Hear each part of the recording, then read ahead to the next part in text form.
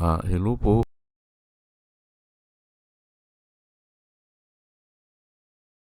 Ngayon po ay 5 ng Enero 2026 anyos. At ang oras po ngayon dito sa Los Angeles, California ay alas 6:30 ng umaga, araw po ngayon ng Lunes. At nais ko po mag-vlog mga kababayan, mga minamahal, patungkol po dito sa itong Amerika o ang US of A o United States of America ay ayaw mag-member sa ICC o hindi sila member ng ICC, International Court, Criminal Court, International Criminal Court, hindi sila member dyan. Yan po ang sinasabi ng mga DDS. Opo, wala daw kwenta ang ICC dahil ang Amerika, ang China, Russia, Israel at yung iba pang malalakas na bansa ay hindi naman member. Yun ang sinasabi nila. Kaya sasagutin po natin kasi nga dito sa balitang-balita na nadakip si Maduro, yung presidente ng Venezuela. Opo.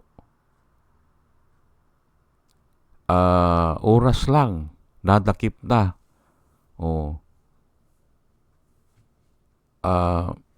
Ginamitan ng Special Action Force, yung Delta Force, hindi ba?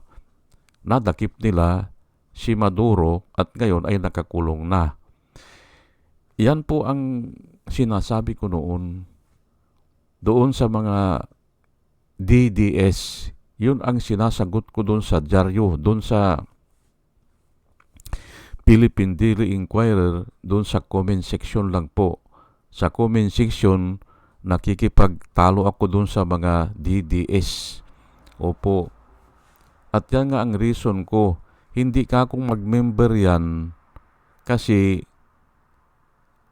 kaya ka nilang hulihin kahit saan ka. Katulad na nangyari kako kay Abu Sabaya, hindi ba? Hindi mahuli ng pulis, hindi mahuli ng military si Abu Sabaya. Ang humuli sa kanya ay yung Navy SEAL, yung Special Action Force naman ng Navy, US Navy. Ayan po Ngayon, hindi nila kailangan na mag-member pa dyan sa ICC para hulihin ka. Kung gusto ko nilang hulihin, they can operate. I-ooperate ka nila eh. At mabilis, hindi ba? Mabilis. Kaya, ang Amerika, ayaw nila mag-member dyan. Hindi nila kailangan dyan eh. Ang nagme-member lang dyan, yung mahihina na bansa. Nagsama-sama para kung mayroon silang gustong hulihin, ay idadaan nila dyan sa ICC. Dyan nila ididimanda. Opo. Yun po. Ngayon ay siguro naman ay natauhan na itong mga DDS. Kasi nakikita natin ngayon nang nagaganap sa harapan natin. Hindi ba? Hinuli si Maduro, yung presidente ng Venezuela. Hinuli ng US. Hindi ba? Of course, nagkainitan yan at hindi ko po i-discuss dito kung mali ang Amerika o sino ang tama, hindi. Ang i-discuss ko po dito, bakit nga ayaw maging member ng Amerika dyan sa ICC. Hindi nila kailangan po yan. Kaya kanilang i-operate. Tignan mo si Bin Laden, hindi ba? Nakuha nila si Saddam Hussein. Nakuha nila. Oh, si Kwan, sa bagay, si si ano ba yun? Kay Gaddafi, Umar Gaddafi ba yun? Oh. Pero hindi US ang nagkwan doon, mga European. Kasi ang Libya ay halos lahat ng nagninegosyo dyan ay kwan pala mga European. Kaya sila ang lead na humuli, sila ang pangunahing humuli kay ah, Umar Gaddafi. Ayan po Ngayon ay ito nga ang reason dyan ay they can penetrate, hindi ba? They can penetrate deeper into enemy territory. Ayan nga sa example ngayon sa Venezuela. Hindi ba? May sariling may sariling bansa, may sariling teritoryo, pero kaya nilang i-operate, kaya nilang pasukan. Di ba? Ay lalo na ngayon, dyan sa itaas may mga satellite na dyan Nakikita nila yan 24 hours. Ano ang activities? Kung talagang tututukan nila, makikita nila. At yun nga ang ginamit nila dyan kay Bin Laden Hindi ba? Inobserbahan lang nila yung galaw ng mga tao dun sa isang building. Nag-conclusion din sila na naandun si Bin Laden. Kasi may mga report na may mga intelligence report na naandun si Bin Laden dun sa building. Ay inobserbahan nila oo nga, yung galawan ng mga tao dun ay may tao na kwan dun. Mahalaga. Opo. Yun. Kaya pinasukan din nila ang Pakistan, hindi ba? Sa Pakistan yun May nagawa ba ang Pakistan? Wala. Hindi ba? Ganun po yan. Yan ang reason bakit hindi member ng ICC ang Amerika. Yan po sana matauhan na itong mga DDS na ito na ang sinasabi nila ay wala daw kwenta ang ICC kasi nga ang Amerika daw ay hindi nga member. Pero kahit na po hindi member ang Amerika, ang alam ko dyan, ni-research ko na dati po yan, tumutulong po ang Amerika sa ICC. Lalo na yun sa pagtugis ng mga yung outlaw. Tumutulong po yan. Nagbibigay sila ng aid o mga yung intelligence gathering, intelligence report. Alam ko yan. Ni-research ko na dati yan na kung halimbawa man ang isang member ay nagbibigay ng ganito, obligado, sila naman voluntarily nagbibigay sila ng share nila, panggastos. Opo. Aywan ko ba dito sa mga DDS na ito, bakit ganyan ang sinasabi nila? Wala daw kwenta dahil pati Amerika ay hindi member. Ayan na nga Kasi nga ang isang reason dyan, malamang ay yung ayaw nila na yung mapahamak. Ayaw nila kasi kung member ka ay obligado ka pero dito ay hindi sila pwedeng basta-basta kasi nga hindi sila member. Kahit na gumagawa sila ng ganyan. Maaring mali yung ginagawa nila o depende yan kung saan ka papanig o ano ang gusto mo. Pero hindi natin i-discuss dito. Ang kuwang ko lang dito, maari nga mali sila ang Amerika dyan sa ginagawa nila. Opo. Kasi hati din po ang tao Pati dito po sa Amerika hati, lalo na dito sa California. Hati po ah, may pro at saka kontra. Yan po ay natural lang po yan eh. Oh. Ay pero nga ang pangunahing rason diyan bakit hindi nila kailangan ang ICC ay yun nga, pwede kanilang hulihin eh. Ngayon ay may nagkukumpara pa na kwan daw, yung kinidnap si Maduro, kinidnap din daw si Duterte. O ay hindi po, magkaiba po 'yan. Magkaiba po. Si Duterte ang humuli, police operation, hindi ba? Pulis lang ang humuli ay yung kay Kwan Delta Force po 'yon eh. Ginamitan ng mga Kwan jet fighter eh. O at may mga missile pa ata na nanggaling sa sa barko.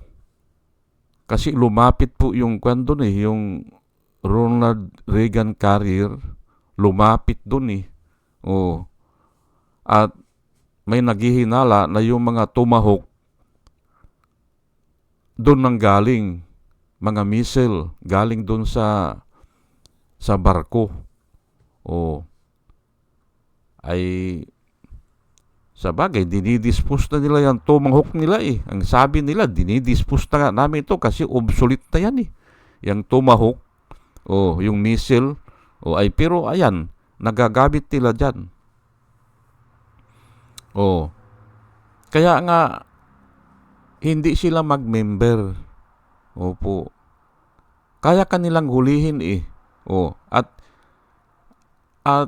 ikumpara dito kay Tory, ay wala namang ginamit si Tory ng Special Operation Group eh. Wala eh. Hindi gumamit ng military, police lang. O, ang nakita ko dyan kay Tory, hindi nila nakaya si Tory. Kasi nga, katulad ng sinabi ko kahapon, si Tory ay may alam sa salita ng Diyos. Alam niyang sagutin, hindi ba? O, alam niya. Kahit ano yan, kahit na pang-iinsulto o yung pagkwan, yung uoferan ka, ng malaking halaga para lang palayain siya. Uoferan ka ng, ano bang tawag doon? Suhol, hindi ba? Alam niyang sagutin yan. O, kahit na pasabihin na tatakutin siya, hindi ba? Na sige ka, kung wala ka na sa serbisyo, babalikan ka namin. Kawawa ka. O, ayan. Alam niyang sagutin yun, kaya hindi siya nagalaw, hindi siya natinag, si Tory. Yun po ang nakikita ko dyan. At yun nga, sinasabi ko, lahat ng salita ni Medialdea at saka ni Duterte doon, simplang eh. Pinag-aralan ko po yung mga salita eh. O, sumisimplang sila kasi nga iba po kung may aral ng Panginoon. Iba po. O, halimbawa lang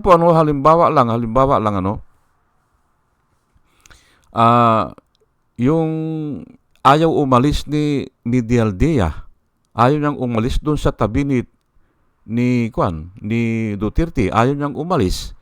O, ay karapatan daw na may abogado. Ay karapatan. Ay oo nga, ay karapatan yan. Ay kung hindi ka aalis at pupusasan, ay kakasuhan ka. Yun ang sinabi sa kanya ni Tory.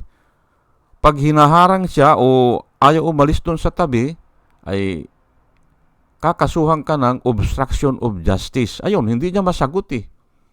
O, yan po eh. O, kakasuhan siya. O, ay problema niya yan. Hindi ba? Kaya, ayun, hindi ba? Hindi uubra eh. At saka isa pa ay, ilan silang abogado ron? 3 na ata eh. Hindi ba? O, ay kahit na anong sabihin mo, kung ang kaharap mo ay alam ang salita ng Panginoon, hindi ka uubra eh. Lalo na dyan sa suhol, hindi kwan eh.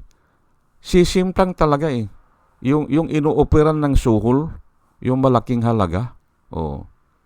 Alam yan, Alam ng tao na nagbabasa ng Biblia kung yung bang suhol ay nakikita po ng Panginoon yan eh, di ba? Nakikita po yan eh. Oh. Yan, O sige, at ito po ang ito po ang Bible verse na i-share ko muna sa inyo na lahat po ng kapangyarihan ay nanggagaling po sa Diyos. Lahat po. At yun ang nakita ko doon sa mga katuwiran ni Tori eh. Opo. Ay kahit nasabihan siya na na sige ka, pag nawala na si Bongbong, hindi ba? Pag napatalsik si Bongbong o namatay si Bongbong o natapos na ang term ni Bongbong at ang papalit ay si Sara Duterte, kawawa ka. Ay hindi ganun ang iniisip ng hindi ganun ang iniisip ng mga nagbabasa ng Biblia. Ang power and authority belongs to God. Yan po ang iniisip namin. Maaring mangyari yun na maging presidente si Sara, pero mayroon pang mas mataas sa kanya, yung Diyos, hindi ba? Ayan po eh. Ito na, Daniel chapter 2, verse 21. Ito po ay sinabi ni Daniel, Propeta Daniel. He changes the times and the seasons. Hindi ba? Ang Diyos po ang nagtatalaga ng He changes the times and seasons. Ayan po, He removes kings and raises up kings. Hindi ba? Siya ang naglalagay ng mga king at siya din ang nagtatanggal ng mga king. Ng mga hari. Siya ang nagtatalaga siya ang naglalagay. Hindi ba? At siya din ang nag-remove. Ayan po hindi ba? Ay bakit ka matatakot dyan sa mga na yan? Yun sa mga yung nila, yung pananakot, hindi ba? Tinatakot nila si Tori, hindi ba noon na kung wala na sa pwesto, kawawa siya.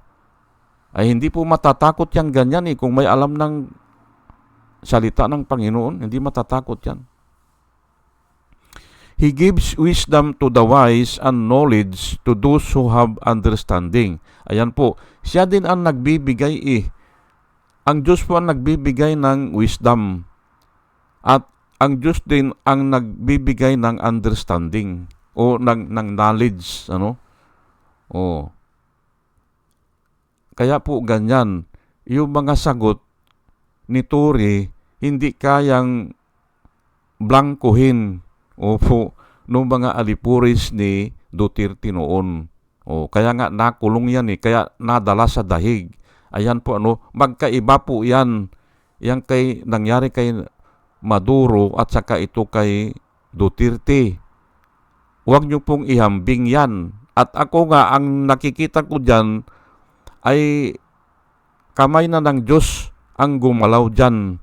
Kasi nga, grabe po ang ginawa ni Duterte o sinabi ni Duterte sa ating Diyos. Ang sabi niya ay, who is this stupid God? Ay kako, pagbabayaran niya yan. Ayan na nga siguro, Yan lang po ang aking analyze. Baka kamay na ng Diyos talaga ang gumalaw doon para nga ganyan. Ipakita sa mga tao na ang Diyos ang pinakamakapangyarihan sa lahat. Ang sabi nga ng Diyos ay, I am the Lord, and that is my name, and I will not give my glory or I will not give my honor to others. Sabi niya, ibibigay ba niya yung honor niya kay Kibuloy at saka kay Duterte? Hindi. Ay minura siya pinagsabihan siya, ay pagbabayaran nila yan. I will not give my glory to others.